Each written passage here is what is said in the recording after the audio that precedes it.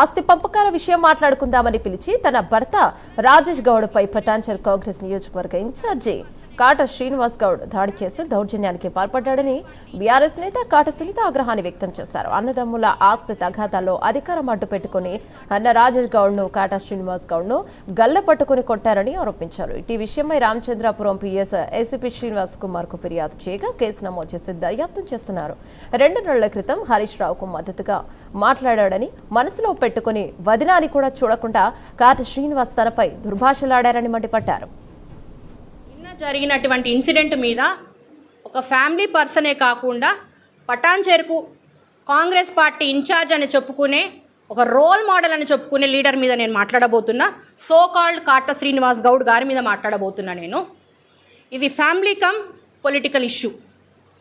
నిన్న మార్నింగ్ 12 గంటలకి అంటే పొద్దున 10:30, 8:30 ఆ టైంలో Kata Rajesh Goud BRS party leader Kata Srinivas Goud గారి అన్న దర్శన్ గౌడ్ గారి మొదటి కొడుకు నిన్న ఈ ల్యాండ్ డిస్ప్యూట్స్ ఏవైతే జరుగుతున్నాయో 4 సంవత్సరాల నుంచి మీ అందరికీ తెలుసు.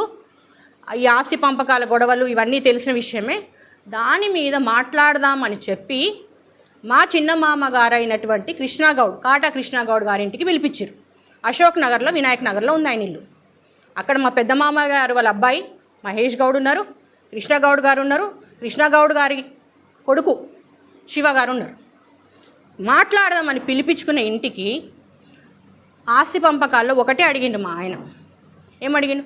నాకు రావాల్సినటువంటి 7 గుంటల పైసలు ఎమ్మెల్యే టికెట్ రాకపోతే 50 లక్షలు ఇచ్చి నీకు టికెట్ తెప్పించినారా నేను ఆ రోజు, తెచ్చినాక కూడా నన్ను అన్యాయం చేసినావు నువ్వు అని మాట్లాడుతుంటే మాట పెరిగి ఒక అధికారం దుర్వినియోగం చేసుకుంటూ ఇన్ఛార్జ్ అనే బల్పుతో అన్న మీద గల్లా పట్టుకొని కుస్తీ చేసి షర్టు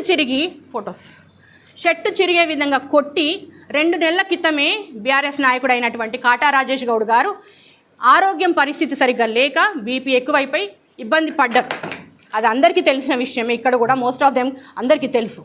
అలాంటి ఆయన మీద అధికారాన్ని అడ్డుపెట్టుకొని గుండాగిరి చేసిండు. ఆస్తి పంపకాల కోసం పిలుచుకొని ఈ విధంగా అరాచకం చేసిన తర్వాత Kata Srinivas Goud sir good morning. ఎందుకు గుడ్ మార్నింగ్ చెప్తున్నా అంటే ఇక్కడ ఉన్న అందరికీ గుడ్ ఈవినింగ్. ఈరోజు మీకు మాత్రం గుడ్ మార్నింగ్.